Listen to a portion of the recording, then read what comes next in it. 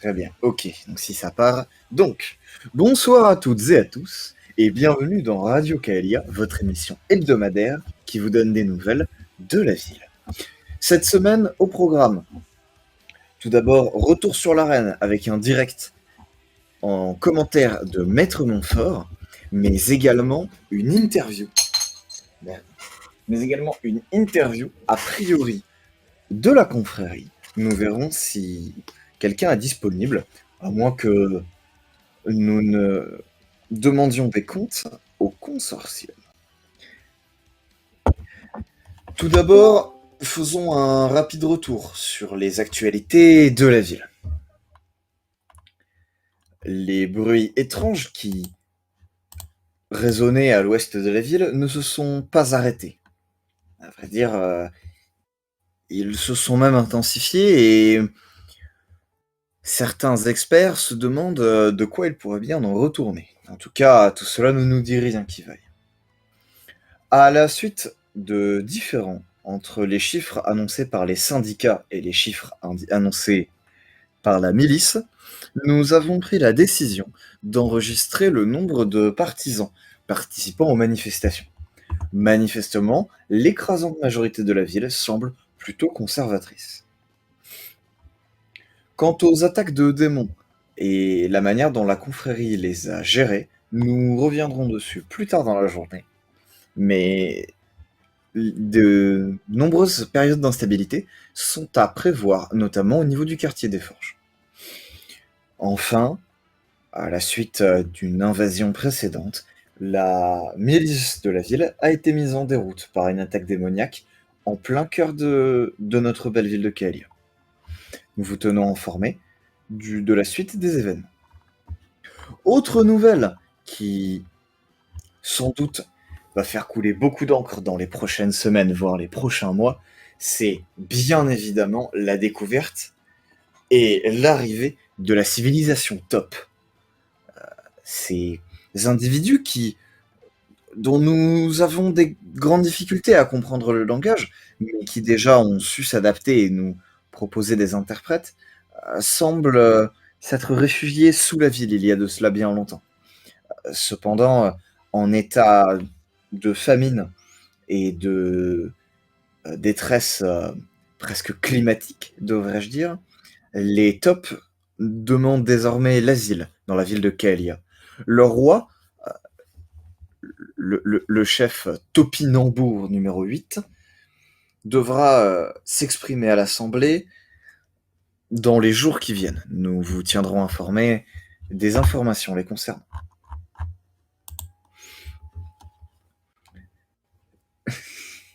Mais laissons désormais la place à notre invité de marque.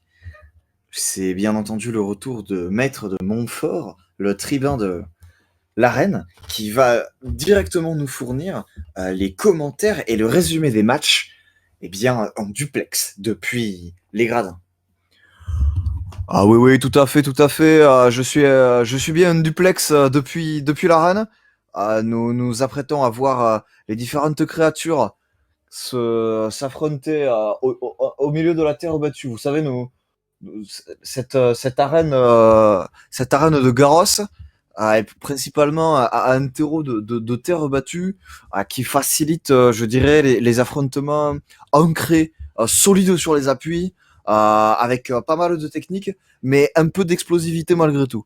Nous sommes loin des anciens terrains sur gazon que nous proposaient à l'époque les autres villes. Malheureusement, sommes un peu seuls depuis quelque temps. Des parlementations sont en cours pour savoir si nous pourrions reprendre cette tradition du combat sur gazon. Très bien. Monsieur Montfort, qui voyez-vous entrer en premier dans l'arène? Alors là, il s'agit évidemment du premier combat de cette journée. Évidemment, le consortium qui a défié la milice. Un combat annoncé du Léotor, bien sûr. Véritable monstre surarmé du consortium qui a défié à mort le jeune Poupou, précédent champion de l'arène est toujours très bien classé par la milice. Les deux individus rentrent dans l'arène. Nous nous apprêtons à voir un combat véritablement d'anthologie entre les deux. Les créatures acclament la foule, bien entendu.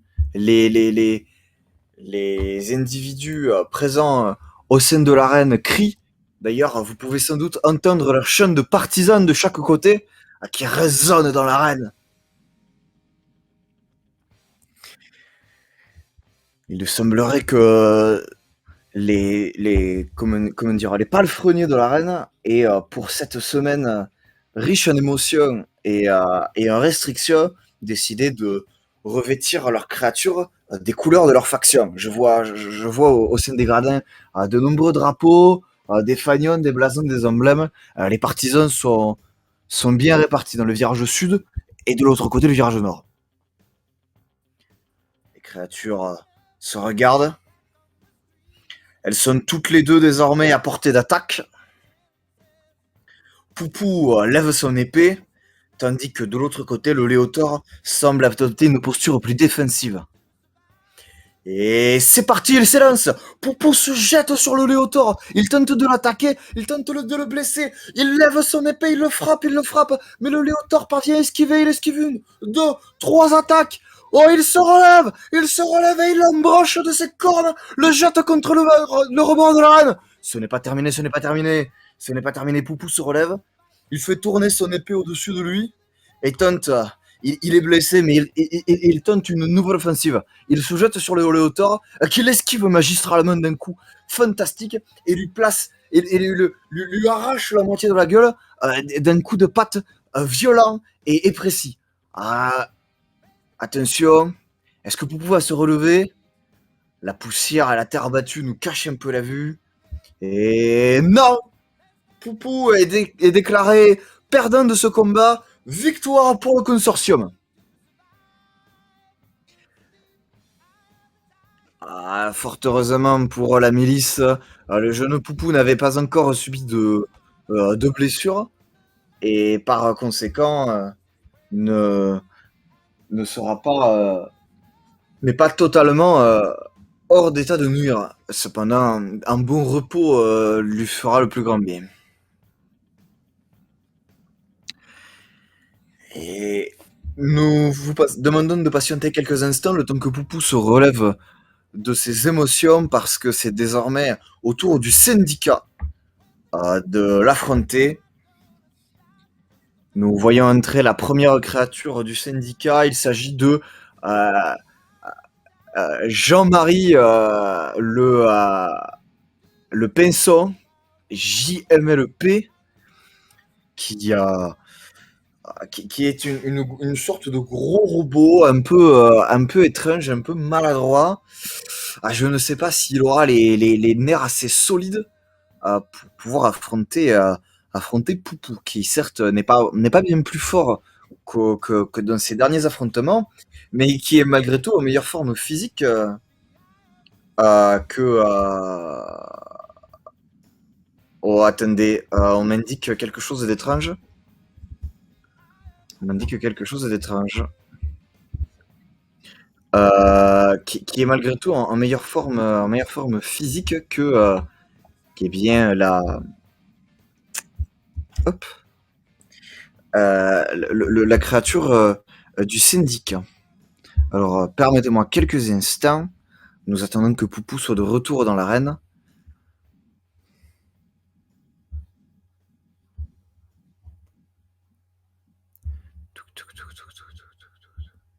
Il semble un peu remis de ses émotions. Il est en meilleur état que lorsqu'il avait quitté l'arène précédemment et s'avance contre, eh bien, s'avance contre Jean-Marie Le Pinson, bien sûr, euh, afin de résoudre le combat. J'avoue avoir J'avoue avoir un peu de mal à comprendre la stratégie employée par Jean-Marie qui ouvre clairement sa garde et pour autant n'attaque pas. Est-ce qu'il tenterait une stratégie, une stratégie étonnante, un petit peu une sorte d'arnaque? Et Poupou se jette face à lui, la lame levée, après à l'abattre.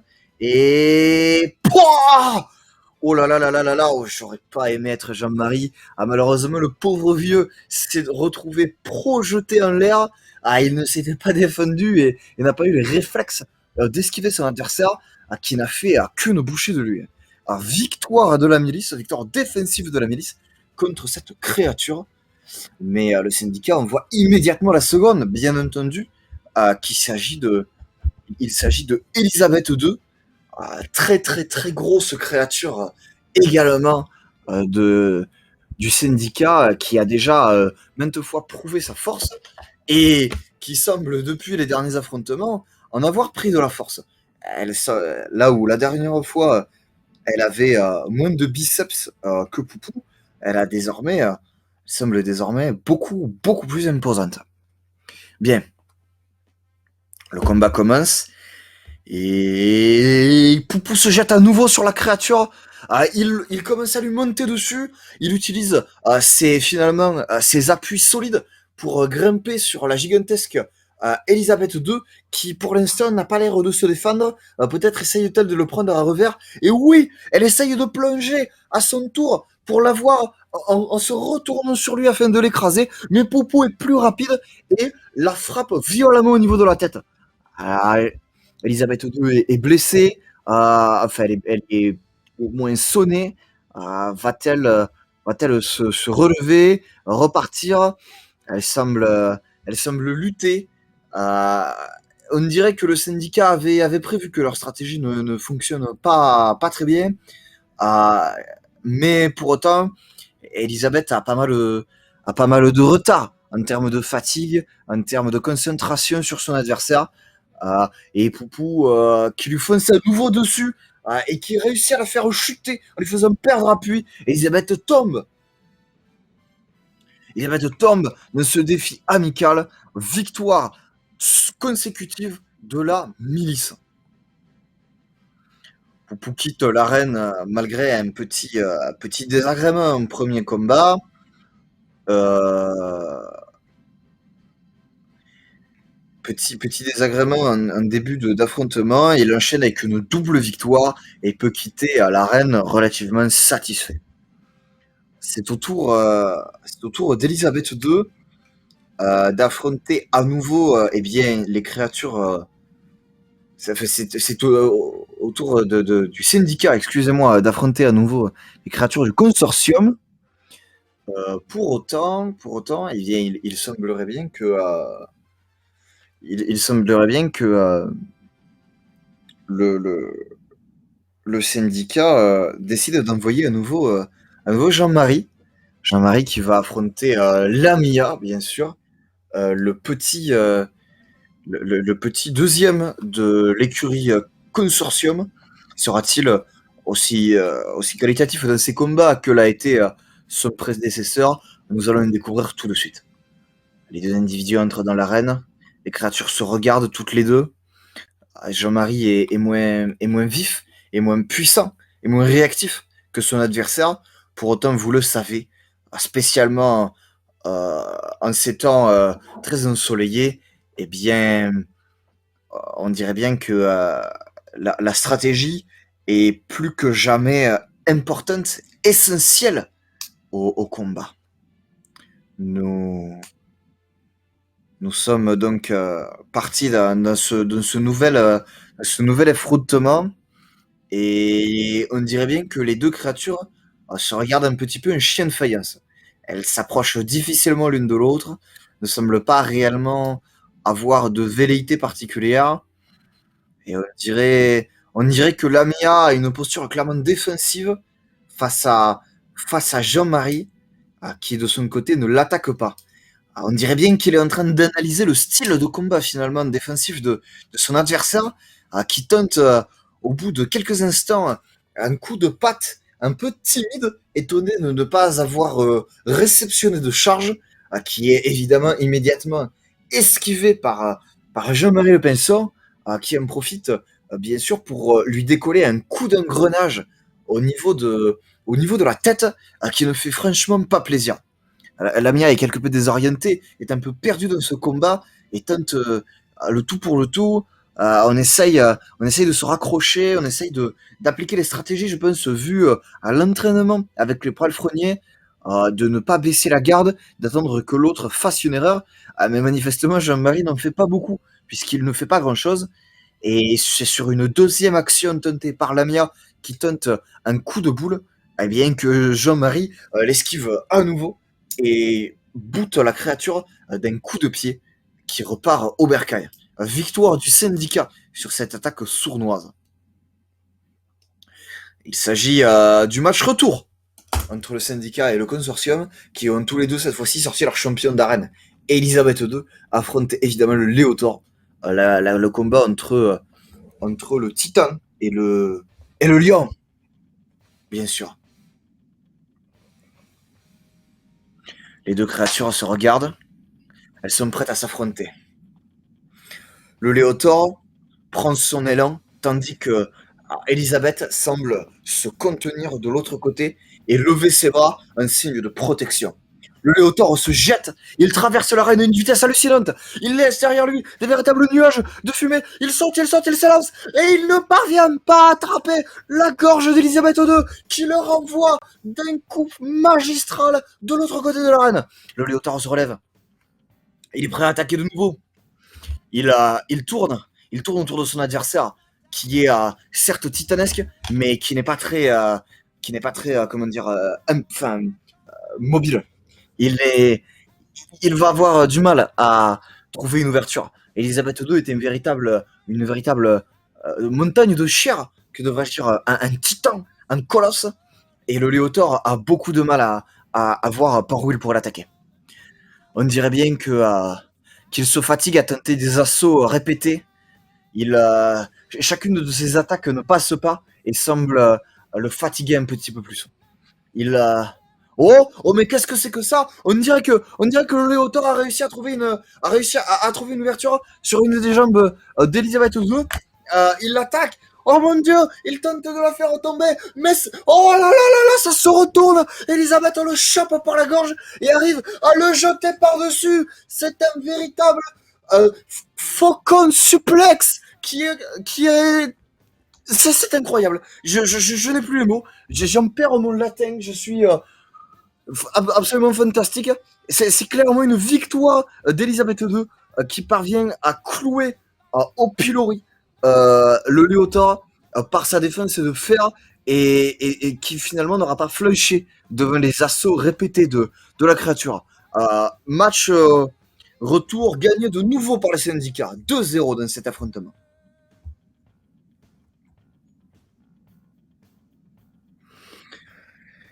Écoutez, messieurs, je pense que il est l'heure pour nous de voir entrer une créature qui n'avait pour l'instant jamais, finalement, qui ne s'était jamais battue au sein des affrontements proposés. Il s'agit de la seconde créature de l'Académie. En effet, vous le savez, l'Académie a bien sûr, eh bien, fait combattre Étincelle Humide, qui a été blessé grièvement durant les dernières semaines de combat. La créature ne se bat donc pas pour le moment. Toutefois, elle semble encore inscrite au tableau des créatures et pas complètement à la retraite ou transformée en lasagne. C'est donc au tour de l'autre d'entrer en combat. L'autre qui affronte donc comme seul combat de la semaine, eh bien, la créature du syndicat, bien sûr, Elisabeth, qui vient de réussir finalement son premier combat. Et on dirait bien que sur celui-ci, Elisabeth est plus agressive. Nous n'avons pas pris la peine de la retirer de l'arène, étant donné la taille qu'elle fait, et simplement l'autre est entré affrontant,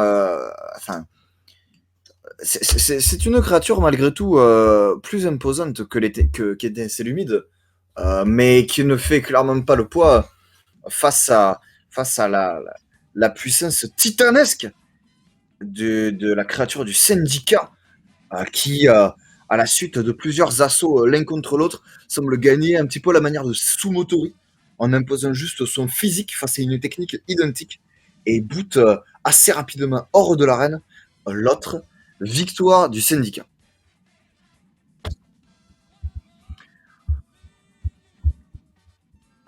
Très bien, monsieur Montfort, nous souhaitons une petite interruption temporaire des programmes. Nous vous retrouvons juste après, lorsque les écuries auront été nettoyées et que les nouveaux combats seront bien sûr présents. Pas de problème, pas de problème. Nous reprendrons l'antenne lorsque les nouveaux attaquants seront présents. Petite interruption des programmes, nous avons eu un signalement quant à des combats additionnels que nous avions bien sûr pas prévus.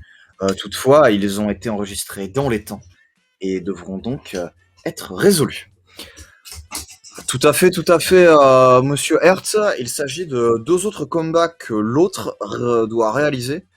Le premier contre la milice, où il affronte Mesper, le petit acolyte de Poupou, tandis que il va également affronter Lamia en combat au niveau du consortium.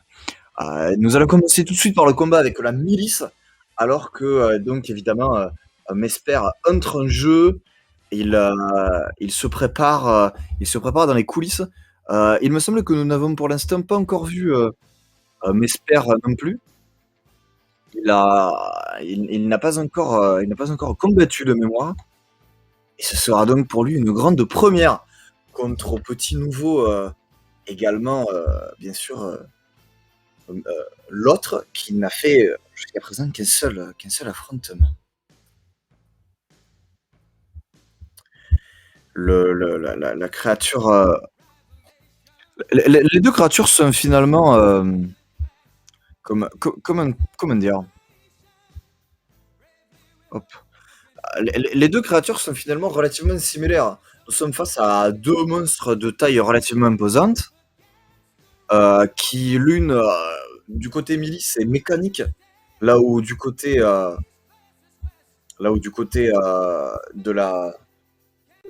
l'académie, elle est alchimique.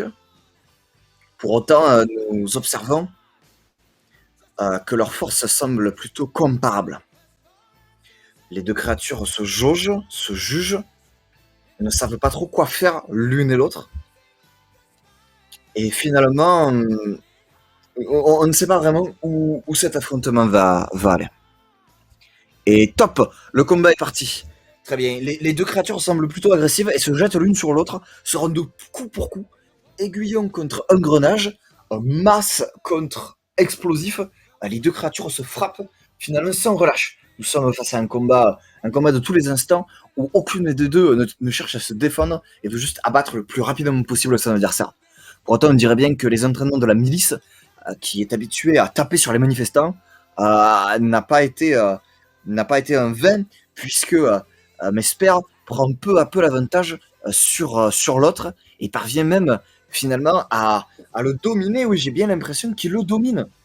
Et c'est un excellent crochet du gauche que nous propose Mesper, qui parvient à clouer dans la terre battue son adversaire l'autre, qui malheureusement est mis en déroute.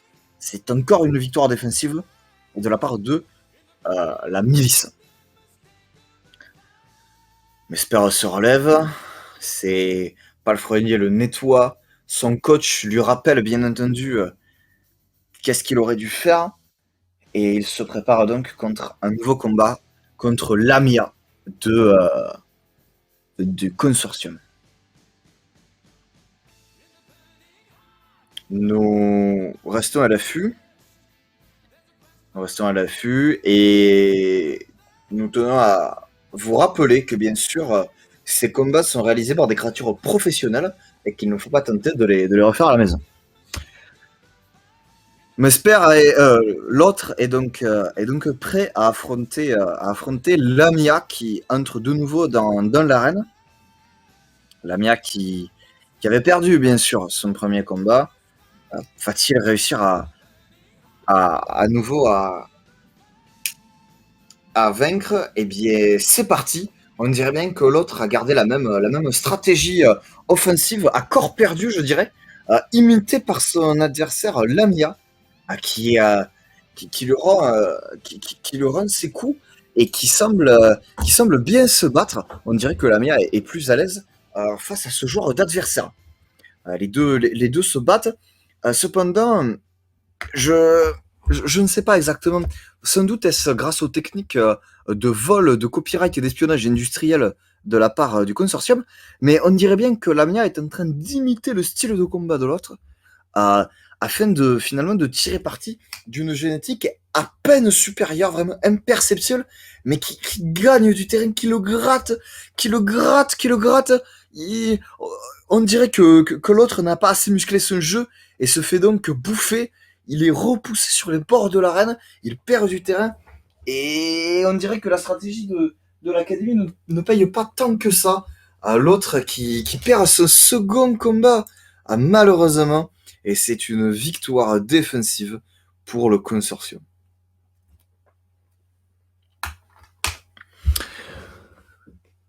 Nous passons désormais au combat de l'aristocratie, bien sûr. Nous passons au combat de l'aristocratie, qui nous prévoit évidemment beaucoup de spectacles, beaucoup d'amour de ces affrontements, beaucoup de bonheur. Euh, le premier défi intenté est donc de l'aristocratie envers la milice. Ils envoient leur écuyer valeureux. L'écuyer valeureux, vous le savez, c'était jusqu'à présent cette créature un peu étrange qui n'avait pas misé sur le renforcement, n'avait pas misé sur l'intelligence, n'avait pas misé sur la technique, n'avait pas misé sur l'équipement, mais avait tout misé dans les gros bras. Alors forcément, si ce tour aussi, si les coachs finalement de l'aristocratie ont été de qualité, ça devrait très bien se passer pour l'écuyer valeureux au gros biscotto. L'écuyer valeureux qui donc affronte ici presque son alter ego, Poupou, puisque les deux créatures sont de taille, de corpulence et de type similaires, sont toutes les deux armées d'une épée valeureuse. Pour autant, l'écuyer n'a certes pas tout l'attirail de Poupou, mais il le compense par une sacrée lame, et surtout des sacrés bras. Et les deux s'élancent l'un contre l'autre, et nous avons droit à ce qui semble être un combat entre un chevalier et un barbare. D'un côté, la technique, de l'autre côté, la force brute. Les coups s'enchaînent, et je crois que l'épée de Poupou s'émousse peu à peu. Il recule sous les coups, il se défend, il se protège, mais il ne parvient pas à vaincre son adversaire qui a la même stratégie que lui. Les deux tentent de frapper, mais comment frapper face à un adversaire qui vous met KO à presque chaque attaque? C'est malheureusement sans issue pour Poupou, qui au bout de quelques coups a ce doigt de s'incliner face à l'écuyer valeureux. Cependant, tout n'est pas joué pour la milice pour défendre son titre, puisque le second combat du Griffon ducal doit également être réalisé contre la milice. Est-ce que cette fois-ci, le Griffon parviendra à faire la doublette ou Poupou saura-t-il se défendre? Eh bien, la créature vient d'entrer dans l'arène et on dirait que le Griffon est aussi hargneux que que son prédécesseur. Cependant, le Griffon n'est clairement pas aussi fort. Et pour une créature plus fragile qu'elle, à chaque ouverture laissée dans son action, eh bien, par cette stratégie à corps perdu, laisse libre cours à Poupou finalement de la blesser lourdement et de lui infliger des pertes importantes. Et malgré beaucoup de détermination, on dirait que le Griffon n'arrive pas à rendre les mêmes coups à son adversaire et se doit de s'incliner sur terre battue après un combat acharné, malgré tout bien maîtrisé par l'ours milicien. Victoire défensive de la milice.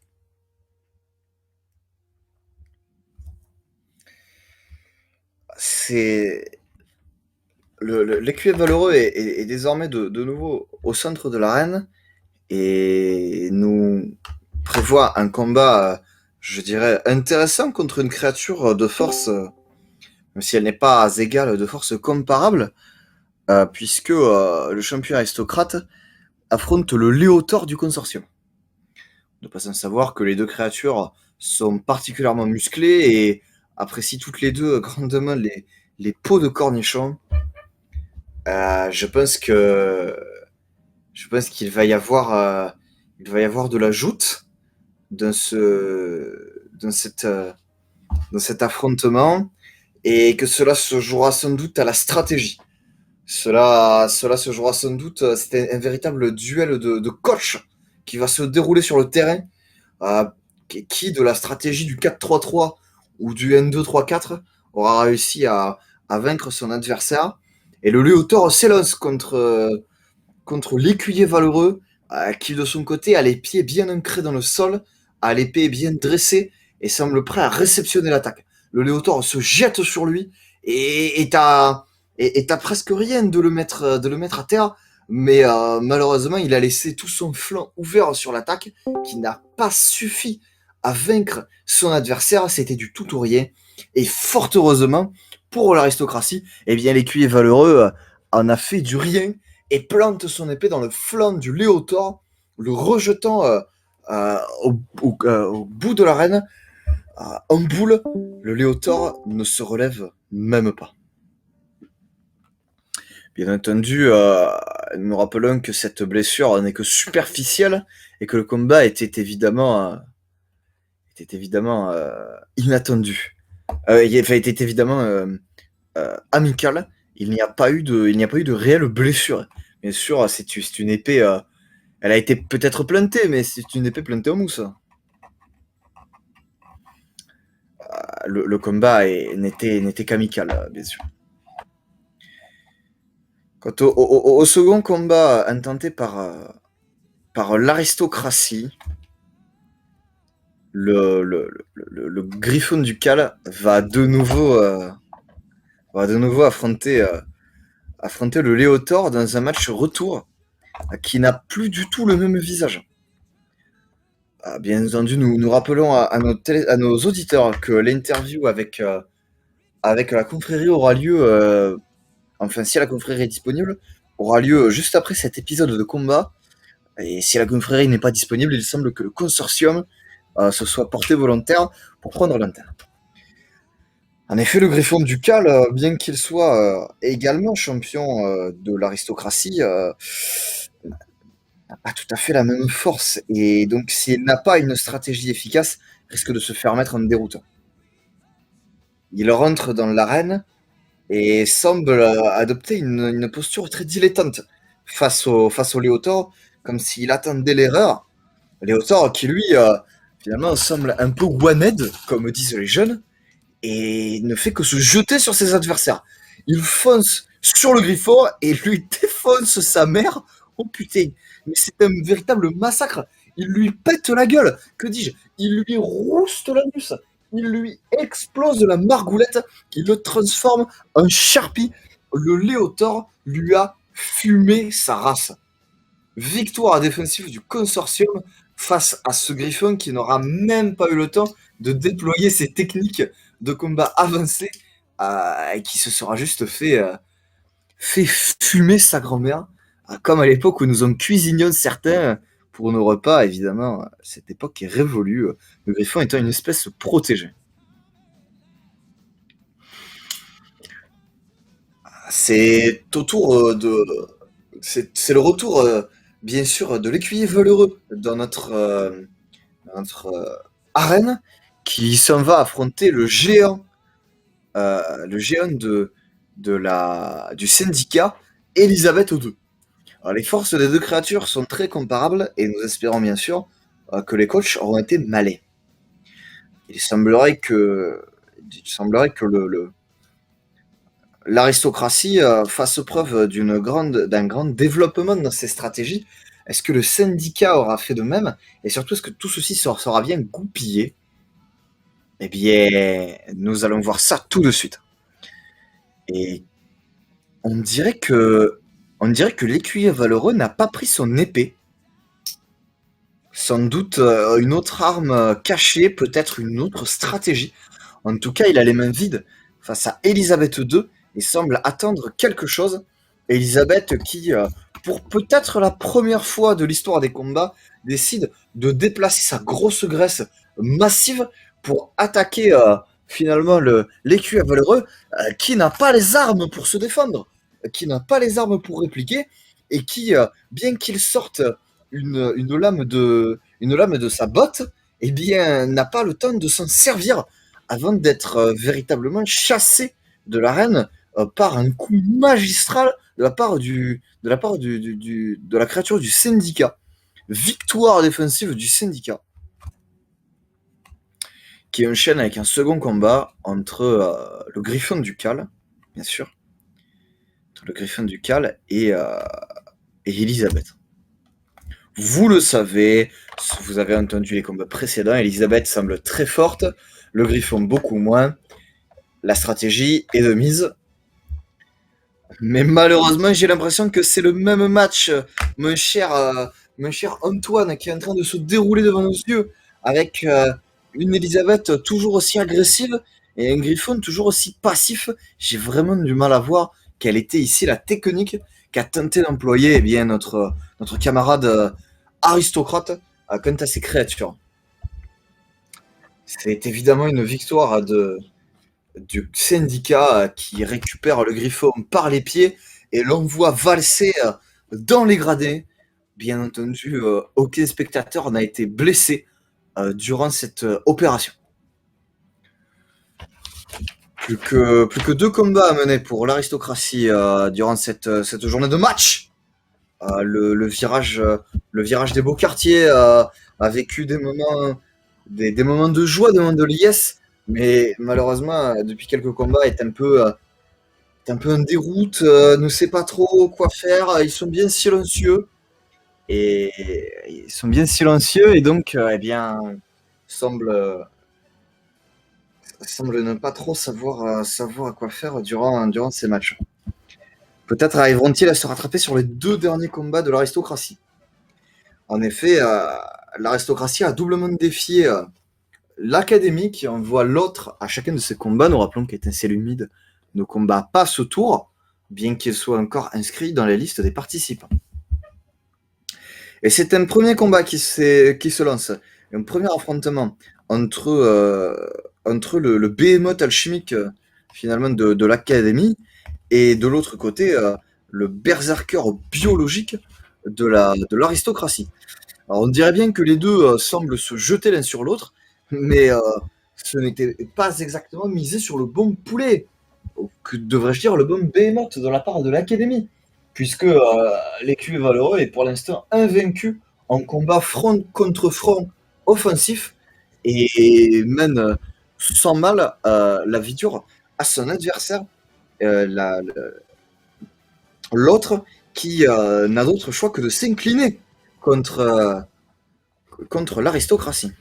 Nous allons voir si une opération différente est menée dans le prochain combat, puisque le Griffon ducal est légèrement moins fort que l'autre, que le behemoth académicien, et donc potentiellement sur un bon sort ou sur une bonne stratégie, cela devrait se gérer. On dirait bien que l'autre, au vu de sa position au sein de l'arène, mon cher Antoine, ne sait pas se placer autrement, ne sait pas se battre autrement qu'en fonçant. Et c'est peut-être quelque chose qu'avait compris l'aristocratie, puisque le Griffon ducal, fixé sur ses appuis, est prêt à réceptionner l'attaque et à affronter son adversaire de plein pied. Et en effet, l'autre se jette sur lui, mais le griffon se protège de son aile, le renvoie finalement, et ne prend presque aucun dégât, et se retourne d'un coup de bec violent, et cloue littéralement au sol l'autre, qui se voit bien malvenu lorsque le griffon l'enchaîne en profitant de cette faiblesse pour presque le one turn, comme disent les grands de ce monde. C'est une victoire offensive de l'Académie. Nous allons passer au dernier combat de la soirée, si vous le voulez bien. Il s'agit des combats de la confrérie et de la pègre.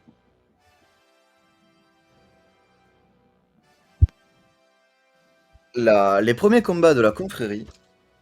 Le premier combat de la confrérie opposera donc le tripédé à plumes rouges, behemoth biologique que nous avons déjà pu voir à de nombreuses reprises au sein de l'arène, grand amateur de stratégie défensive, face à Poupou, le champion de la milice, ours qui a fait les beaux jours de sa faction, et grand amateur d'une stratégie plus offensive. Il semble également noter que le tripédé a pris un peu du poil de la bête depuis le tour précédent. Donc, qui de ces deux créatures va vaincre, et est-ce qu'elles adopteront leur combat finalement tutélaire, ou y aura-t-il de l'originalité? Eh bien, c'est un premier combat qui se lance entre la confrérie et la milice. Les deux créatures sont entrées en scène. Évidemment, bien sûr, les supporters de la milice, le syndicat Alliance pour tabasser les poulets, ainsi que, bien sûr, l'inspection générale des perroquets nationaux, sont prêts à crier dans les gradins pour Poupou. Cependant, on dirait bien que la milice aurait dû se diversifier un petit peu plus, puisque les attaques de Poupou semblent toutes renvoyer à la maison, à la zone, comme disent les Jones, par les défenses sans faille de la confrérie, dont le tripédé finalement n'a que faire des coups d'épée, de griffes, de crocs, de poings, de pieds, d'oreilles. Et on dirait bien que Poupou se fatigue. Il se fatigue à frapper. Il se fatigue beaucoup plus que son adversaire, qui ne fait qu'encaisser sans broncher. Et malheureusement, je pense que ce qui devait arriver arriva, puisque le tripédé décide, au pire moment pour Poupou, alors qu'il reprenait son souffle, de se jeter sur lui et le couche d'un bon coup de triple patte dans le flanc. C'est une victoire de la milice.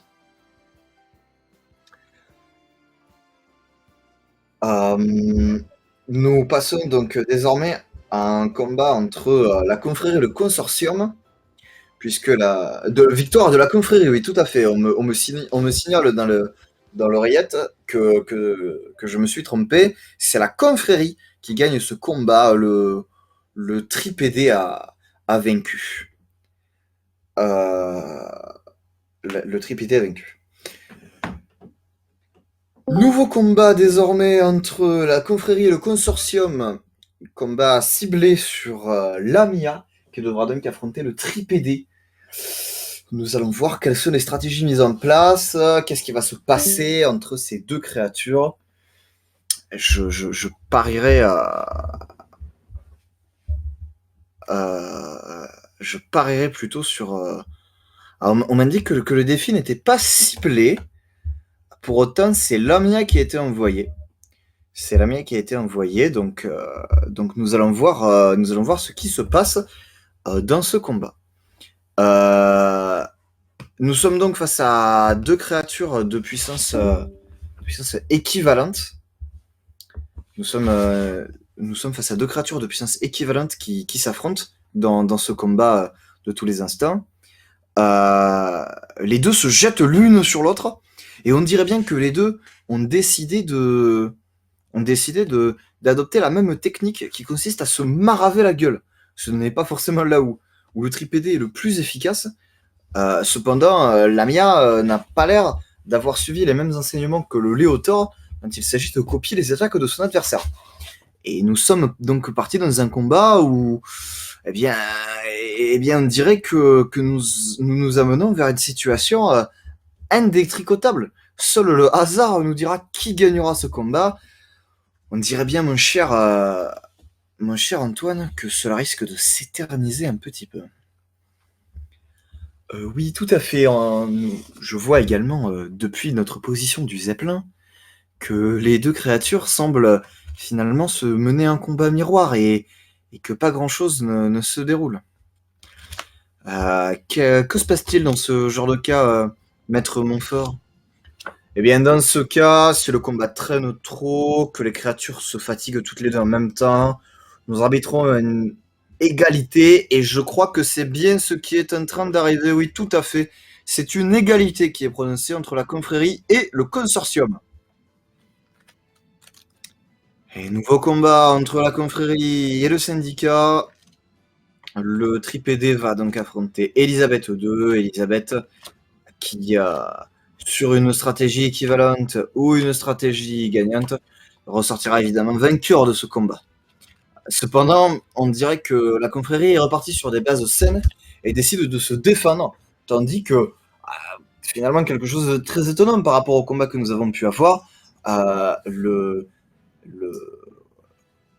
syndicat a décidé de faire attaquer à nouveau Elisabeth II, qui, eh bien, non seulement n'est pas forcément taillée pour, mais surtout se heurte aux défenses du tripédé, qui parvient sans mal à épuiser la bête, qui est très très grosse, mais peut-être pas très adaptée à du combat offensif. C'est donc une victoire de la confrérie. Nous avons un nouveau combat. Nous avons plusieurs nouveaux combats qui se préparent et je vous propose de les réaliser un peu plus rapidement parce que, eh bien, ça commence à être l'heure du pastis et les créatures qui nous restent, eh bien, ont déjà combattu plusieurs fois. Nous avons donc un combat qui se prépare entre la confrérie et l'académie. Le tripédé qui affronte l'autre, de créatures de puissance similaire, qui semblent manifestement avoir adopté la même technique de combat. Nous sommes à nouveau sur une égalité de la confrérie. Et enfin, dernier affrontement entre la confrérie et l'aristocratie, qui envoie son écuyer valeureux. Manifestement, la confrérie s'est lancée dans un duel,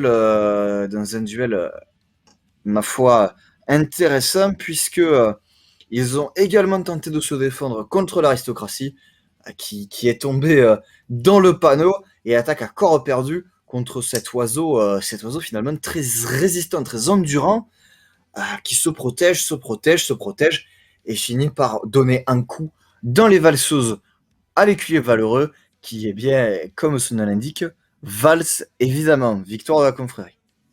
Nous passons au combat de la pègre, désormais, qui emploie très majoritairement Barnegold, leur champion, à la force intermédiaire, devrais-je dire, et à la stratégie univoque. J'ai cru entendre que l'entraîneur de l'arène ne savait se battre que d'une seule manière, et c'était un traître. Et c'est donc un premier combat contre la milice qui est lancé de la part de Barnegold contre Poupou, la milice qui évidemment attaque comme à son habitude frontalement et met donc en déroute la stratégie pégreuse qui consistait à juste taper son adversaire, à atteindre une faiblesse de son adversaire en se laissant taper. Ça n'aurait évidemment pas marché. Quant au second combat de la pègre contre le consortium, il s'agit du Léotor qui entre en jeu. Cependant, le Léotor a décidé d'adopter une posture défensive face à la pègre et donc ne frappe pas suffisamment, laisse un flanc du Léotor ouvert et c'est bien évidemment une lame vicieuse qui vient s'y glisser et incapaciter la créature du consortium qui se doit de rentrer à la maison. La pègre qui affronte désormais l'académie et l'autre qui à son tour décide de se jeter sur Barney, qui n'a pas le temps de répliquer. Victoire de l'Académie. Et on nous signale qu'un second combat est tenté contre l'Académie de la part, bien entendu, de la part d'Arthur Chalby. Nous l'avons déjà vu plusieurs fois. Cette petite créature mécanique de piètre qualité qui entre également en combat et qui se fait péter la gueule et se laisse taper. C'est presque à croire que la pègre fait exprès de faire perdre cette créature. Mais qu'a-t-elle à y gagner? Organiserait-elle des combats, des paris véreux dans les bas quartiers pour s'attirer ressources et popularité? Nous ne le savons pas. Et évidemment, nous ne l'affirmerons pas puisque la diffamation est passible de 3 ans d'emprisonnement. Dernier combat de la soirée, la pègre contre le syndicat, et il n'y a pas de nouvelles. Mais manifestement, tout le monde a compris, à part le consortium, que les pègreux se laissaient taper, et donc ils le tapent. C'est une victoire du syndicat sur une action offensive. Merci à vous, monsieur Montfort, et vous trouverez bien évidemment dans la Gazette de Kaelia un récapitulatif de tous ces combats. La soirée a été riche en émotions. Nous passons désormais à l'interview. Bonsoir. Bien, bonsoir, excusez-moi. Il est un peu tout dépourvu, étant donné que hier, comme hier soir, hier, l'inculpeur failli se retrouver sans domicile fixe, mais il est là pour écouter et répondre aux questions. Dites-moi. Très bien. Alors, notre antenne aurait plusieurs interrogations. En effet, vous n'êtes pas sans savoir que les mois qui précèdent n'ont pas été exactement de franches réussites pour la confrérie. Entre les attaques, entre les défenses insuffisantes et les individus mal placés, on dirait bien que les murs de la ville ne sont plus sûrs. Qu'avez-vous à dire pour rassurer nos auditeurs?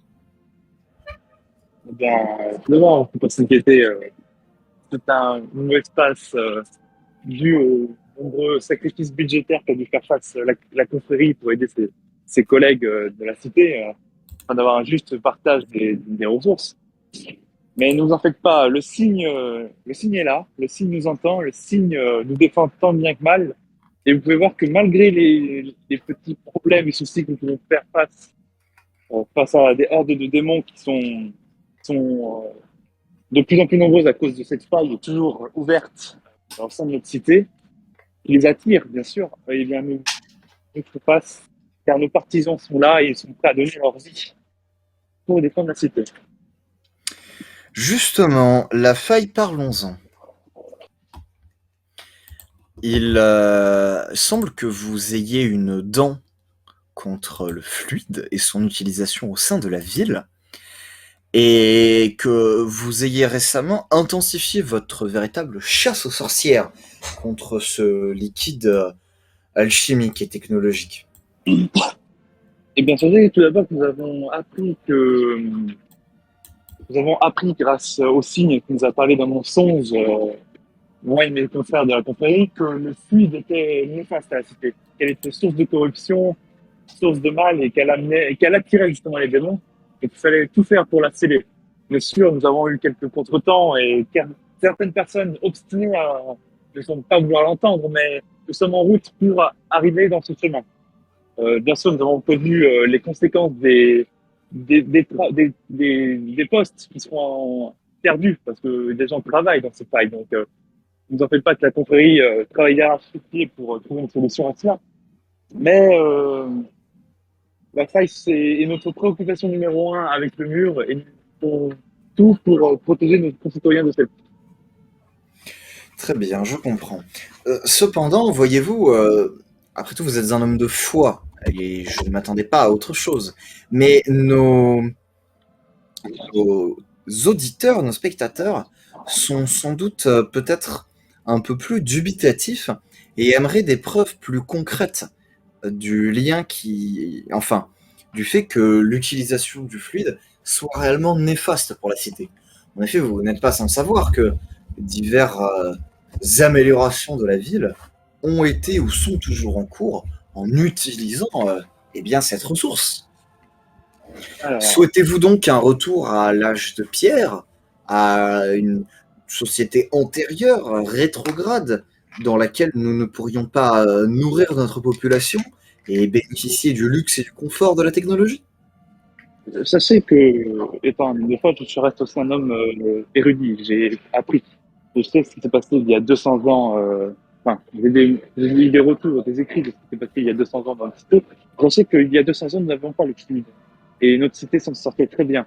Avant que, malheureusement, des conflits internes pour le pouvoir, à cause du porte-misère, c'est le corbeau, qui est la calamité de notre cité, corrompt les hautes sphères de notre société et nous entraîne dans cet âge qui nous force à utiliser le mal, donc le fluide.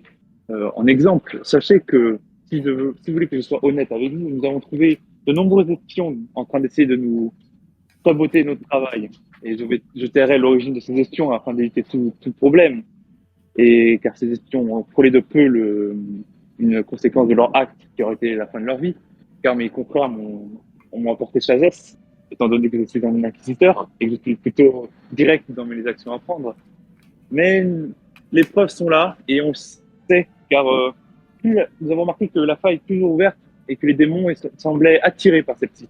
Les attaques n'étaient pas orientées directement par le mur, mais on voyait qu'elles cherchaient à se faufiler par le mur pour justement se diriger vers la faille. Et heureusement que la milice nous a assistés dans la défense des rues quand les démons vont arriver à passer nos défenses, afin d'éviter qu'un démon puisse atteindre.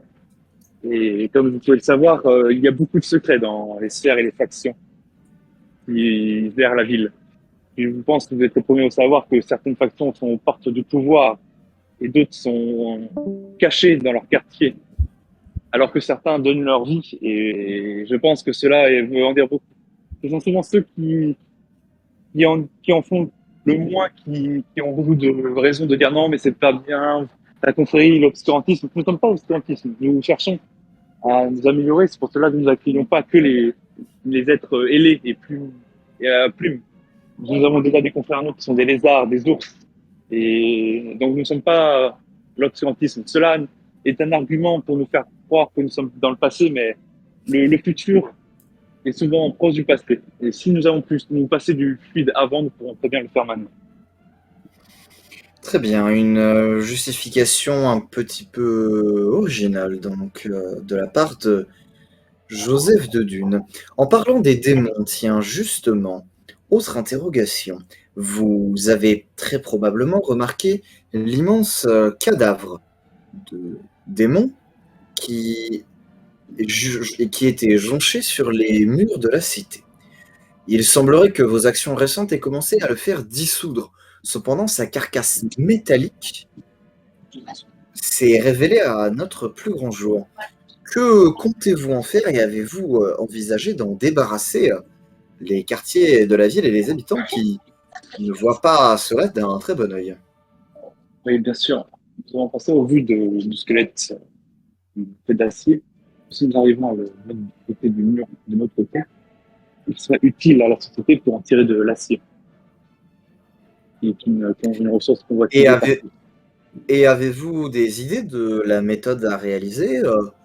Possédez-vous les moyens de le faire ou pensez-vous demander de l'aide à d'autres organisations, à peut-être des individus ou des institutions en ville qui sauraient vous assister? Enfin, je pense qu'au vu de la taille de squelette, nous serons obligés de demander de l'aide. C'est indéniable.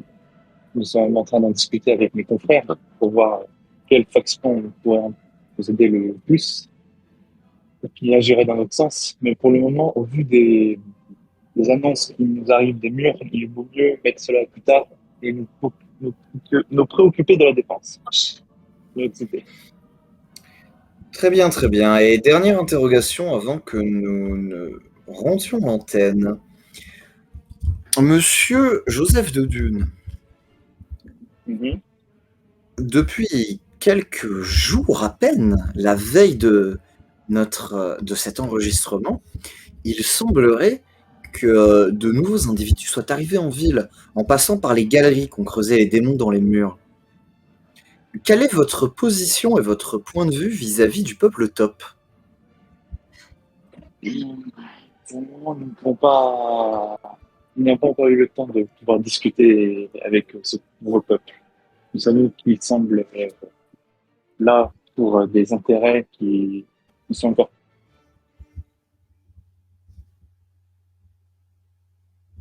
Oui, excusez-moi, je crois que cachés de manière armée. Mais nous, nous, nous, nous sommes encore sur la fiction pour le peuple tout. Nous ne savons pas leur réelle intention. Très bien, donc une attitude relativement méfiante donc. C'est ça. Cela est quelque peu étonnant au vu du fait qu'ils viennent demander asile et que votre foi me semblait plutôt tournée vers la charité, mais après Sachez tout, que mon côté charitable a été mis de côté quand j'ai appris que certaines factions nous ont saboté.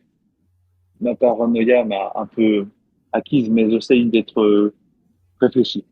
Mon très bien, cardinal, eh bien nous espérons. mon cardinal a toute confiance que le peuple pauvre soit agit dans notre sens. Eh bien, nous espérons évidemment le meilleur à la fois pour la vie de la cité et pour nos nouveaux arrivants, les tops. Et sur ce, monsieur Joseph de Dune, nous rendons l'antenne. Merci à tous et à toutes d'avoir suivi ce nouvel épisode de Radio Kaelia et je vous souhaite de rester connectés sur les ondes et surtout de profiter